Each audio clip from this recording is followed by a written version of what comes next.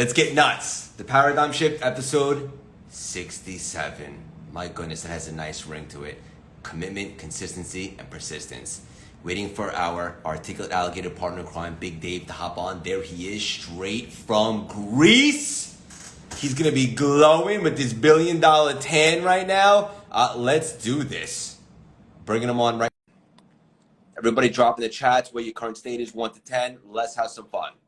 Drop some questions in the chat. We're gonna take some of those too. Dave, what's up, brother? You giddy goose. I'm back in the closet, ready to go. Yeah, you are.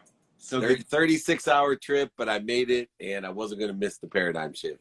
Never. Special edition, first time on a Sunday, but we'll never miss it. Bless. Exactly. But with Monday being a holiday, it works out perfectly. It really did. Life happens for us, not to us, right? Exactly.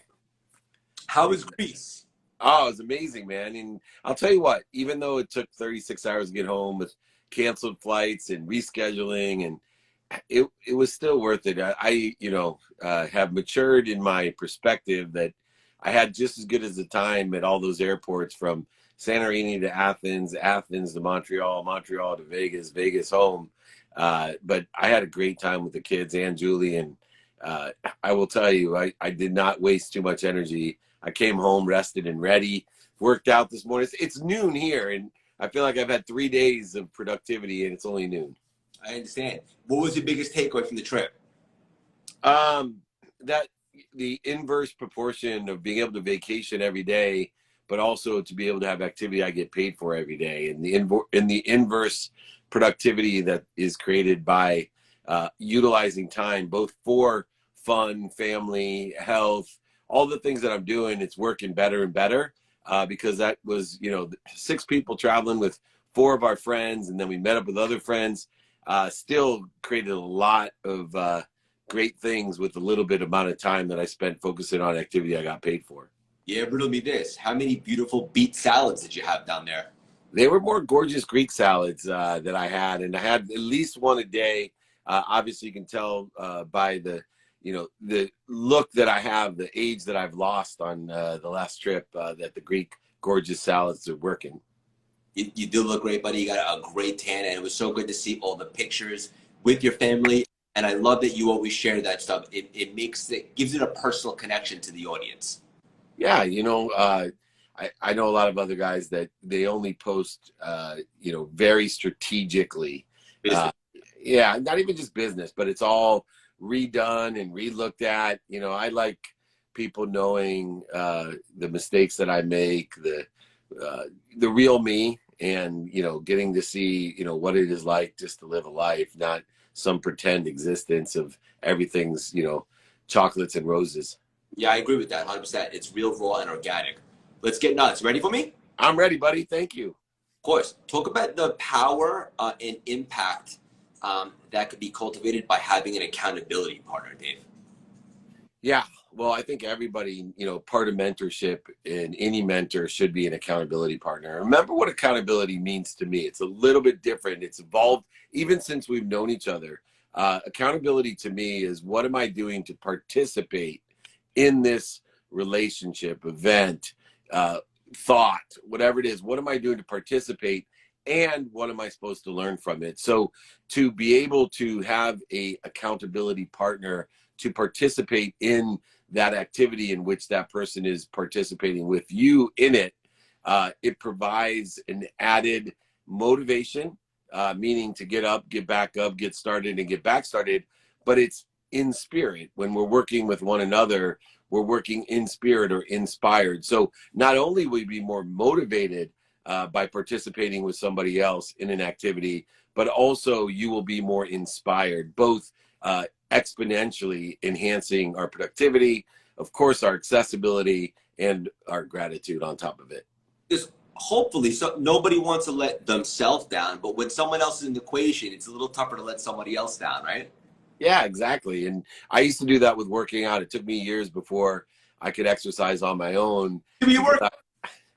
I worked out, man, especially, when I was younger. I don't think I would have made it, but for so-and-so was waiting for me at the gym. Understood. Yeah. Cool. We're going to bring on our guest in a minute, but I have one more for you. I was looking at your content this week, as I always do, so I can learn, grow, and also I love you. And one thing you were talking about, which I think is really cool for anyone out there that invests in a lot of deals or has a portfolio or is looking to get started, you talk about asking really hard questions when vetting the deal. How important is that?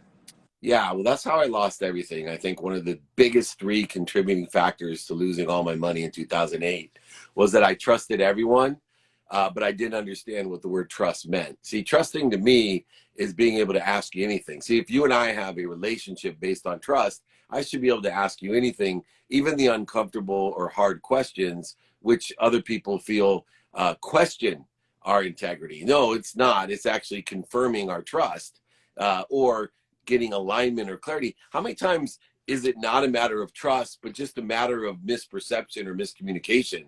And so we're doing ourselves and our relationships a big favor by trusting everyone, but in the context of trusting everyone, vetting them deeply by asking really hard questions or uncomfortable questions to make sure you meant exactly what I think you meant, or you didn't make a mistake in what you said, or just naturally oversold or exaggerated. Look, how many times, and I know you work really hard on being honest, and so do I, but how many times do we say something and then think about it going, that number is not really true, and it just kind of comes out, and then it's too late to correct it. As you're walking away, you just would look dumb. So in that realm, we want to trust everyone, but confirm the trust by asking unquestionable and difficult questions. In other words, vet the crap out of every situation that's important to you, especially if big numbers are involved or big deals are involved. Which is typically the arena that you play in. I do my best, exactly. I'm not going to waste my time. I'll hand those off to littler people. Yeah, and I vetted you to see how handsome you were going to look before we hopped on today by checking out your photos in Greece. I think I was only working out my right arm. Should you bring on our guest? Bring him on. Let's get nuts. I'm excited. Man, Helene Siegel's on here. Dave, say hello to my mom. Hi, Mom. We love your boy. Apples. Oh, look at that handsome devil right there. What's up? What's up? Joining us. Oh, I've just been enjoying the conversation, listening to Dave and you, Craig. Incredible getting to hear just about Dave's trip and the authenticity this man has shown in life. Craig, you and I are just getting to know each other. Dave and I have met multiple times in the past and have communicated. He when my TV show first came out, he championed it and helped us out with here. I have an immense amount of gratitude for this gentleman and anybody that he's connected to. So I'm happy to be here. Thank you guys for welcoming me.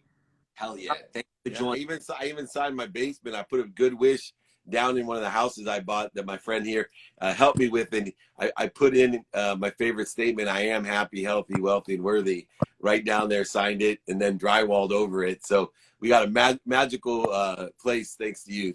And a great idea. I am definitely not the most handsome cat on here today, but that's okay. I'm excited to connect with you, brother. I'm a fan. Let's get right into it. One of the many things that you're really good at that maybe the audience is familiar with is wholesale real estate. Question from the audience. What exactly is wholesale real estate?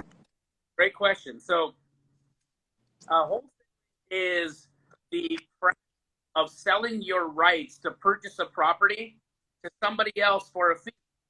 Now, that's the broader statement of it, right? We have to look at the nuances of why would anyone want to sell their rights to purchase a property? So we have to identify what kind of a property is a potential wholesale opportunity, and then we need to identify what kind of person wants to buy it. So when looking at wholesale, I think the broadest definition that I can give you is we are selling potential. That's it. You sell potential. So let's now look at a property, real estate. Can be wholesaled if it has what? Potential. So we need to find some potential in it, either by being able to add value and force appreciation, by being able to add value and create cash flow, by being able to add value or just and depreciate income. So there's got to be some added benefit for the purchaser to want to take this piece of property on.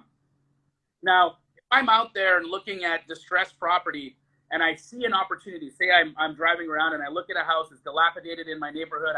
I drive by it every day and it's just causing so much such an eyesore to the people in the community. It's just constantly, finding more and more attracting, the wrong element, just not necessary to be there any longer. There's 15 million of these types of properties in the United States at any given time. And even now, in a time where the real estate market is beginning to shift and we're starting to see interest rates, go up, but still affordability hasn't decreased. We're not getting to an affordable place. We look at the secondary markets, these secondary opportunities to buy real estate, like wholesale, as ways for people to participate in the real estate market so that they can add value or put in some sweat equity into a deal and make money. The other part about that, Craig, is that wholesaling is an entry level of an extremely low barrier to entry for people to get involved in real estate, because it doesn't require you to have much capital, doesn't require you to have a real estate license. All it requires for you to have is the understanding of what value is and the ability to make connections. And if you can do those things, you can be a successful wholesaler. You dig? You spell it. Well, I'm doing this whole take advantage of the recession. And one of the key areas to take advantage of is real estate in a recession, because there's more distressed properties and more distressed sellers. People who need money, people who have overbought, and people will oversell. And it's interesting because I break it down in this group that I'm having into 3 areas. And it's really clear in wholesaling real estate, there's always a market. No matter what the interest rates are, what the supply and demand is, when you're wholesaling, there's always a market based on added value. It's called appreciation, added value. And appreciation just isn't the price of the home going up. It's how can we add value. So a lot of contractors, for example, have a leg up because they have great expertise, skills, and knowledge and desire that they can appreciate any home at less of a cost than it does to other people. And then you have the market makers, guys like us, who we can make a market. Once we know there's an appreciation, we can make a market by it. And that's where you don't need a lot of capital, when you know how to be a market maker. And then where the other skill comes in is margins.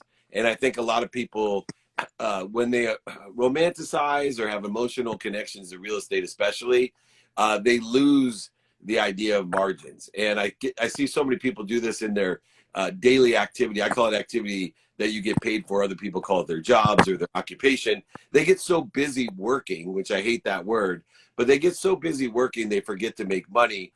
And all of us here have seen people, especially in wholesale real estate, they see the appreciation, they made the market, but then they don't get a tight control of the margins, and they give away their margins, not because the market shifted, not because they misinterpreted anything.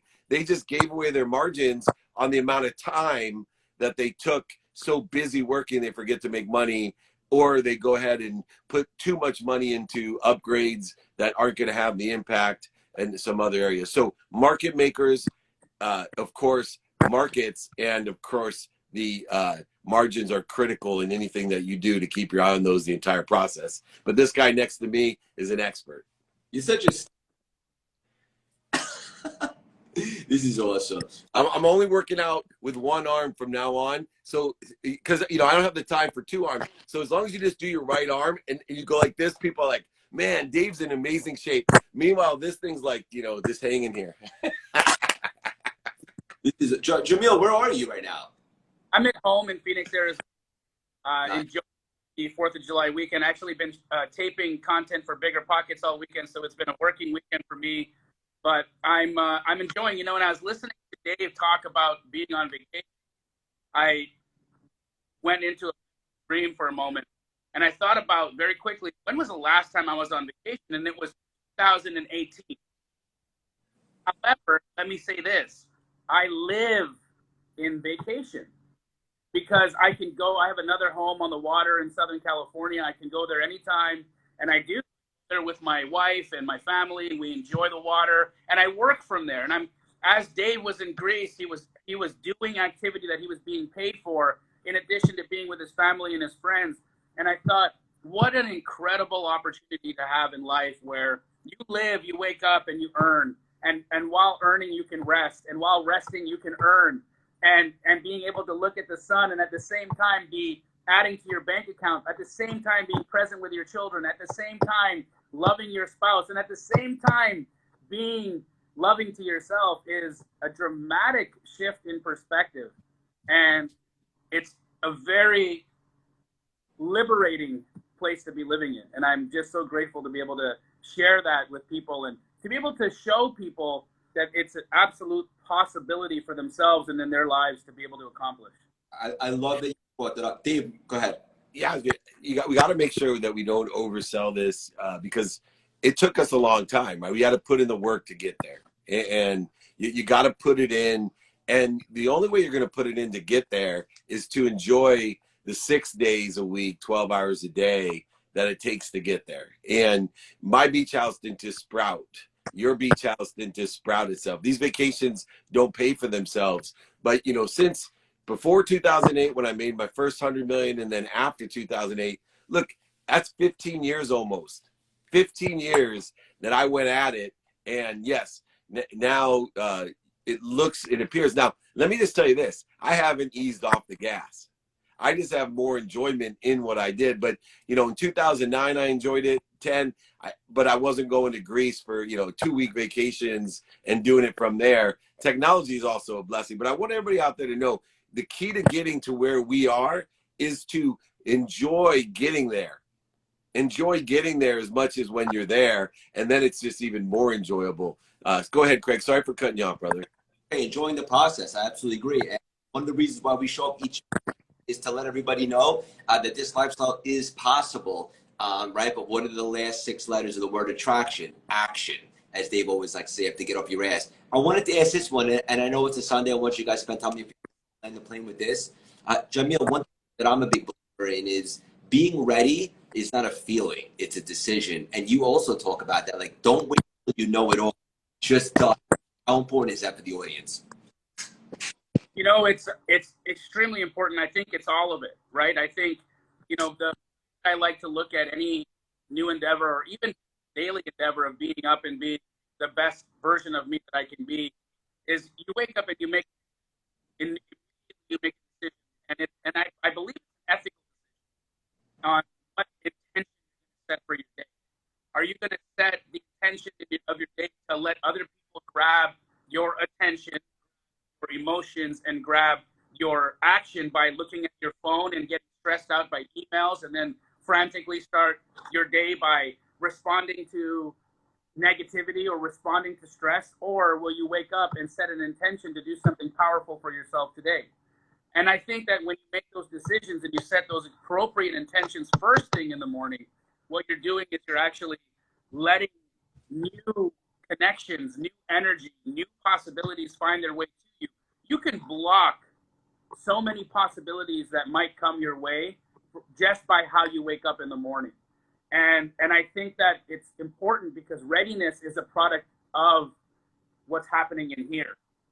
That's it. You know, it's all about what's happening in here and the decisions that you're making when the moment you wake up. Because look, guys, I can wake up tired, man. I wake up sore. You know, I wake up tired. I wake up sore. I wake up all kinds of just not this person. I'm not, right? It takes me time, and I can very easily make a decision to say, God, it would be so much better to just stay in my bed and sleep the day and snuggle my wife and just have that. But it's not going to be better. I'm going to feel depressed within an hour for having not taken action today, for not having done the thing that I needed to do.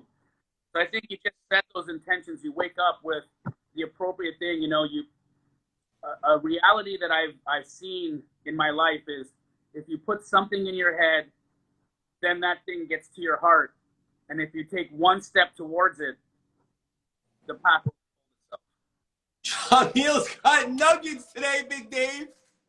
He certainly does. And I think it's just aligned with my mathematical equation of luck, which is what you pay attention to, what you focus in on, and what you give intention to, utilizing the 5 levels of intention, what we do, what we say, what we think, what we believe, and what we feel.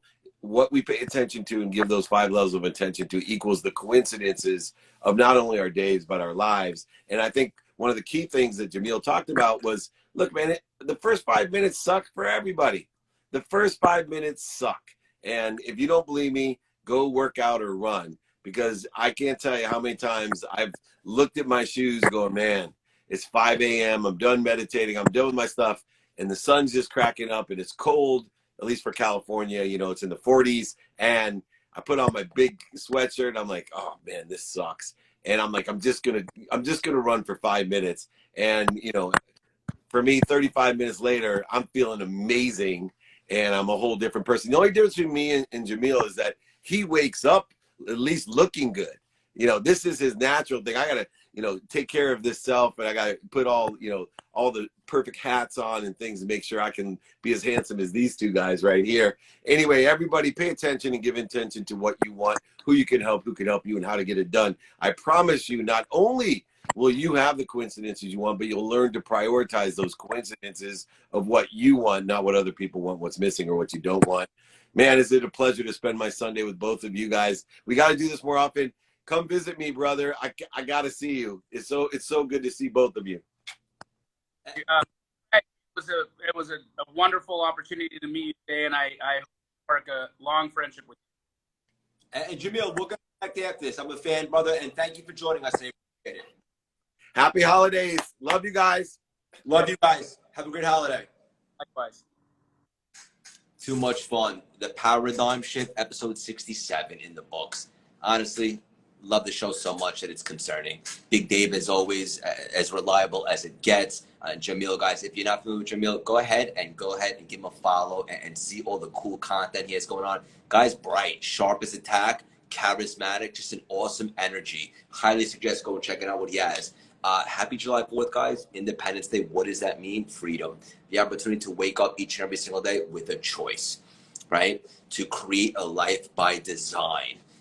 And so forth. So what would your choice be for the rest of the day? Will you sharpen the axe? Will you push yourself over? Will you help somebody? Will you be intentional? The choice is yours. If you guys aren't in the CLS Texas community, text the number at the bottom of the screen. Get daily inspirational nuggets each and every single morning to start your day. And I love you guys. The Paradigm Shift, episode 68, next week. Stay tuned. Have a great holiday, everybody. Love you guys.